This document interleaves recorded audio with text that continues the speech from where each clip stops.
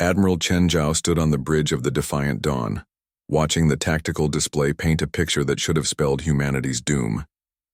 5 massive armadas approached Earth's outer defenses, each one representing a throne world that had ruled the galaxy for millennia. The Vorthak Empire's crystalline dreadnoughts gleamed like deadly jewels. The Nexari Commonwealth's bioships pulsed with organic menace. The Kethvar Dominion's angular vessels bristled with plasma batteries. The Zephyrian Syndicate's sleek destroyers moved in perfect formation. And towering above them all, the Eternal Ascendancy's golden fortress ships that had never known defeat. "Sir," Lieutenant Rodriguez called from the communications station, her voice steady despite the tremor in her hands. "The Allied thrones are broadcasting their final ultimatum.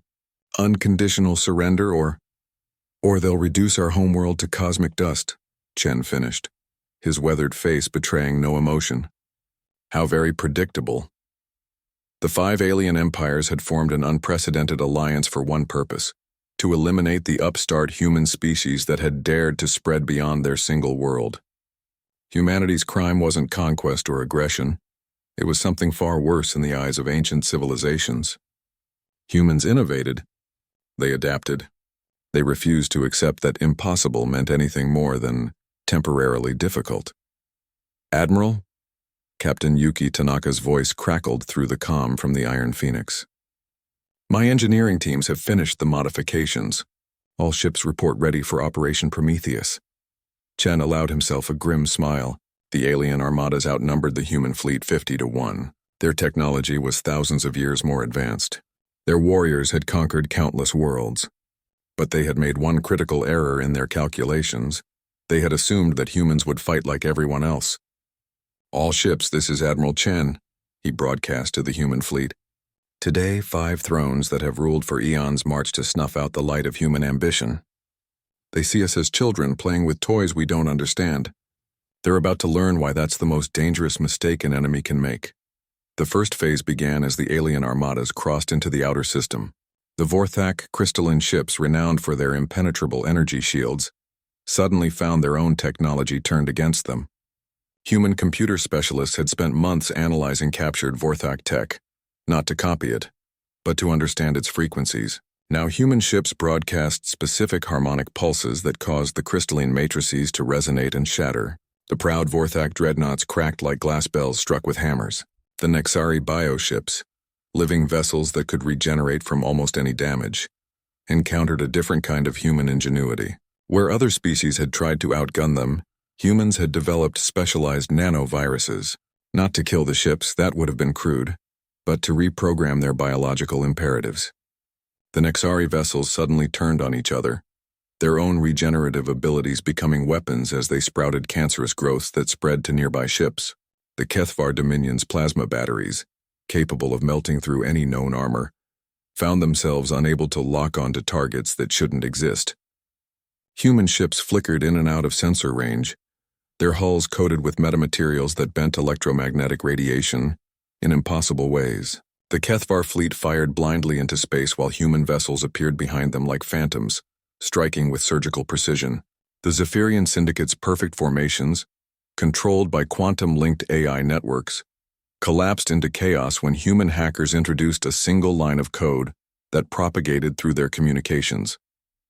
Not a virus or malware, but a philosophical paradox that caused their artificial intelligences to enter recursive loops, effectively paralyzing their fleet with the machine equivalent of an existential crisis.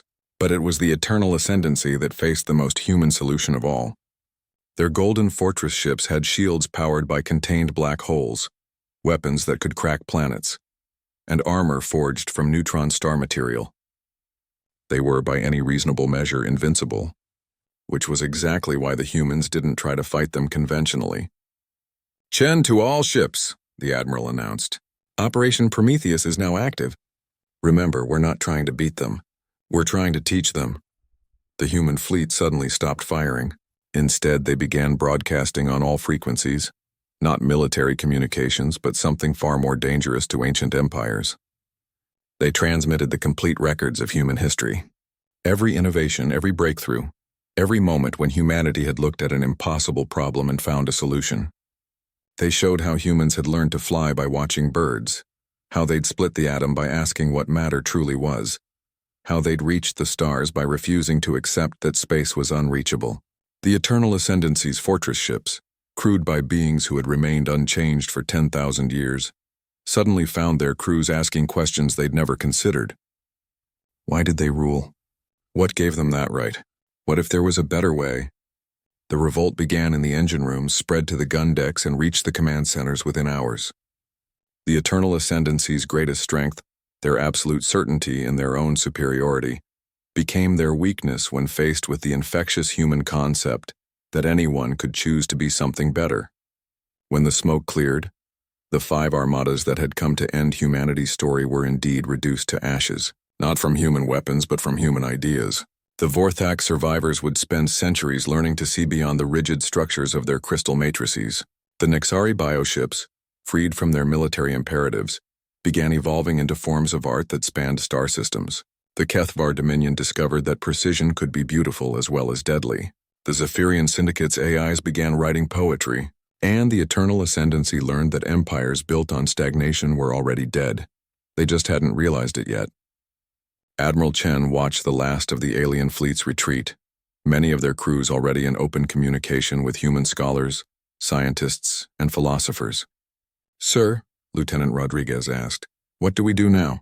Chen smiled, looking out at the stars that suddenly seemed less hostile and more curious. Now we do what humans do best. We explore, we learn, and we share what we discover. The galaxy just got a lot more interesting." The 5 thrones had sent armadas to destroy humanity. Instead, humanity had returned their certainty as ashes and given them something far more valuable in exchange: the possibility of becoming something more than they had ever imagined.